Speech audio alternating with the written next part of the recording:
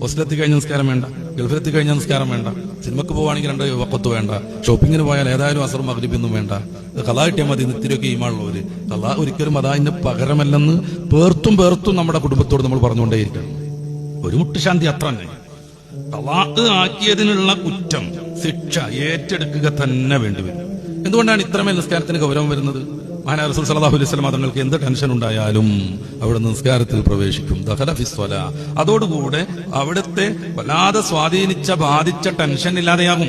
സഹാബാക്കിറാം പീഡിപ്പിക്കപ്പെടുന്നു, നിരവധിയായ വെല്ലുവിളികൾ ഉണ്ടാകുന്നു, പട്ടിണി കിടക്കേണ്ടി വരുന്നു. ഇജാതി ടെൻഷനൊക്കെ വരുമ്പോൾ മഹാനുഭാവൻ നിസ്കാരത്തിലേക്ക് നിൽക്കും. എന്തുകൊണ്ടാണ് അതോടുകൂടെ ടെൻഷൻ മാറുന്നത്? നിസ്കാരം എന്ന് പറഞ്ഞാൽ പടച്ച റബ്ബുമായുള്ള മുനാജാത്താണ്.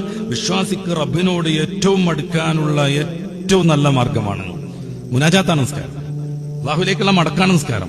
പടച്ച റബ്ബിന്റെ പൂർണ്ണാതിശായിത്വത്തെ അംഗീകരിക്കുന്നതും അത് വ്യക്തമായി പ്രകടിപ്പിക്കുന്നതുമായ ശ്രേഷ്ഠ കർമ്മമാണ് നിസ്കാരം. നമ്മൾ ആലോചിച്ച് നോക്കുക, ആദ്യം തന്നെ നമ്മൾ അള്ളാഹുവിനെ വാഴ്ത്തിക്കൊണ്ടാണ് നിസ്കാരത്തിന്റെ ആമുഖങ്ങളൊക്കെ ചെയ്യുന്നത്. ബിസ്മില്ലാഹ് നമ്മൾ ഓതുക, അഴുതും കൂടെ ചുറ്റും.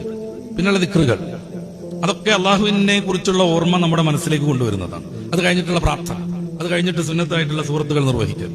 ഇതൊക്കെ കഴിഞ്ഞ് നമ്മൾ നേരെ വരുന്നു. ആദ്യം ചെയ്യേണ്ടത് വാങ്ക് കൊടുക്കുക എന്നുള്ളതാണ്. വാങ്കിൽ ആവർത്തിച്ച് പറയുന്ന പദം എന്താണ്?